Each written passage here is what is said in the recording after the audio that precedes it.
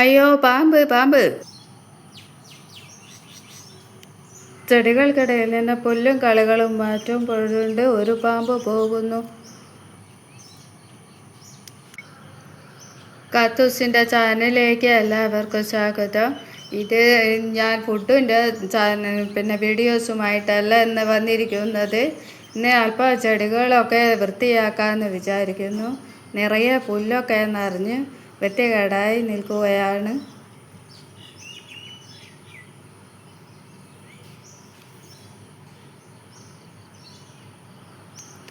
അപ്പോൾ ഇതിനുള്ളിലെ പുല്ലും കാടുകളൊക്കെ വൃത്തിയാക്കാൻ നമുക്ക് ഇപ്പോൾ ഇന്ന് ചീരച്ചേമ്പ് എടുക്കാൻ വേണ്ടി വന്നതല്ല ഞാൻ.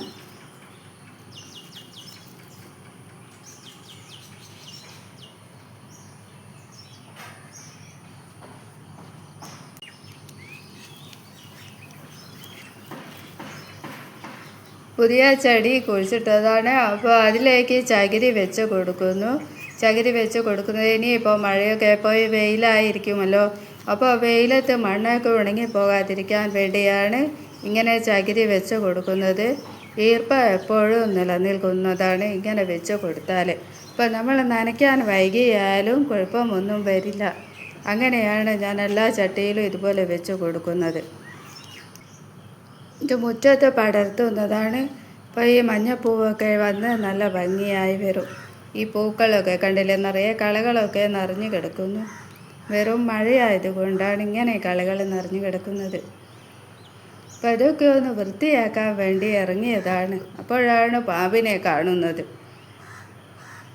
ഒന്നും ചെയ്തില്ല കേട്ടോ. പാമ്പ് വേറൊരു വഴി കൂടി അങ്ങ് പോയതാണ്.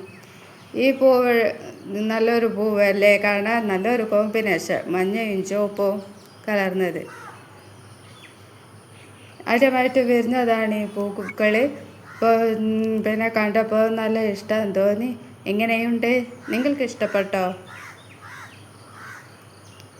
നല്ല പൂക്കളല്ലേ. ഇപ്പോൾ ഇത് കുറേ തൈകളായിട്ട് വേണം മാറ്റി മാറ്റി കുഴിച്ചിടാൻ. കണ്ടില്ലേ, ചെടിച്ചട്ടിയിലൊക്കെ നിറയെ കളകൾ. മഴ തന്നെയല്ലേ, പിന്നെ പനിയൊക്കെ വന്നപ്പോൾ ഇതൊന്നും വൃത്തിയാക്കാനൊന്നും സമയം കിട്ടിയില്ല. ഇപ്പോൾ നോക്കുമ്പോൾ നിറയെ കളകൾ നിറഞ്ഞു കിടക്കുന്നു. അപ്പോൾ അതൊക്കെ ഒന്ന് വൃത്തിയാക്കി കഴിഞ്ഞ് കുറച്ച് വളമൊക്കെ ചെയ്ത് ഇപ്പോൾ നല്ല പൂവിടും. അത് ബോഗൺവില്ലയുടെ തൈയാണ്. ഇങ്ങനെ വേണം ആ കുറ്റിച്ചെടി പൊരിച്ച് മാറ്റാൻ. ആ പുല്ല് അല്ലാതെ അത് പോവില്ല. ഇപ്പോൾ കത്രിക കുത്തി ഇറക്കി ഒന്ന് കറക്കിയാൽ അത് വേഗം വേരോടെ മുറിഞ്ഞ് പൊന്തി വരും. ഇതൊക്കെ മാറ്റി മണ്ണൊന്ന് ഇളക്കി വെച്ചിട്ട് വേണം ജൈവവളം ഇട്ട് കൊടുക്കാൻ. അല്ലെങ്കിൽ കടലപ്പിണ്ണാക്ക് ചേർത്താലും മതി. കടലപ്പിണ്ണാക്കാണ് കൂടുതൽ നല്ലത്. അപ്പോൾ അത് വേഗം പൂക്കളുണ്ടാവുക, ഇലകളൊക്കെ നല്ല പോലെ വളർന്നു വരും കടലപ്പിണ്ണാക്കാവുമ്പോൾ. കടലപ്പിണ്ണാക്ക് ഒരു ഇത്തിരി നമ്മൾ പനിനീറിനൊക്കെ ഇട്ട് കൊടുത്താൽ പിന്നെ ഇഷ്ടം പോലെ പൂക്കൾ വരും.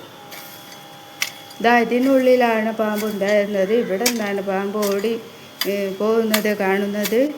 അപ്പോൾ